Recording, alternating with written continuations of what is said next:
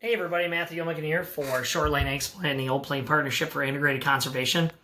Just sitting in my office, got done doing some field walks, and I suddenly realized I had a little bit of an observation that I had conducted yesterday, and I thought I would share that with you right now. So without further ado, this is called the Slake test. What we did was I went over to one cornfield and I took a dirt clod out. Then I went over to another cornfield right next to it and I took another dirt clod out.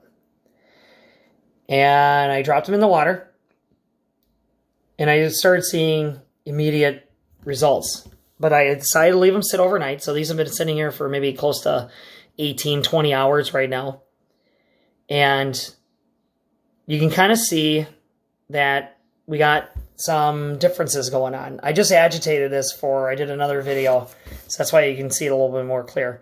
So what we noticed right away is we have sediment buildup on both cups. We have some water clarity issues going on with both. This one is clearish, but still has some debris. This one, it's got low visibility. It's hard to see through. Now, they're both cornfields, like I said before, and the fields are right next to them. All that's dividing them is a field lane. So it's on the same plane, same soil profile. But when you do this,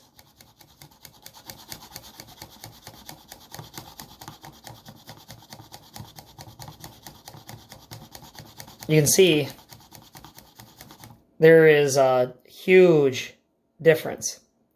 We're still seeing some finer particles and chunks fall off of this piece, and then they gently drift down to the bottom. Whereas this one, this seems to be basically bleeding soil out of it, right?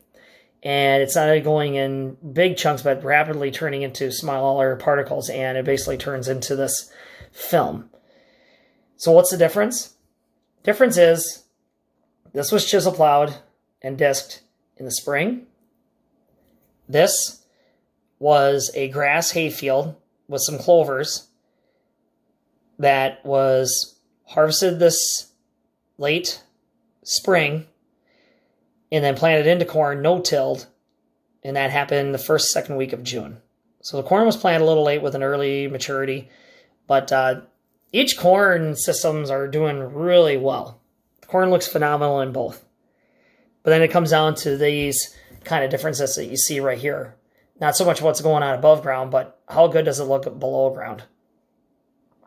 So what does this mean? What kind of takeaways are you supposed to get from this? Well, these are the reasons and these are the things that you can point at to showcase why you see algae blooms, why you see agricultural runoff becoming an issue, why you see fertility building becoming difficult for farm fields, and why people need to be putting inputs into it. Because not only are you losing your fertility, or not only are you losing your soil, but you're also losing your fertility in those soil chunks. You know? And then we're seeing water holding capacity challenges as well. This one, it's soaked all that water in, and basically it's holding on its own. The aggregates are keeping it all together. This one, as we kind of stir it around and try to move more water into it, it basically can't hold itself, and it just falls right into pieces. So those are the challenges that we face. So it's not just necessarily what's going on above ground, but what is also going on below ground to create longevity in productivity in that field. So I thought I would just show that. This is the Slake test. It's really simple and easy to do, but it really reveals a lot. Oh, too close. Oh, that's better. So you can see, yeah, you can see the differences. So anyway, thought I would share. Thank you for watching, and I hope you're having a smashing good day. Thanks.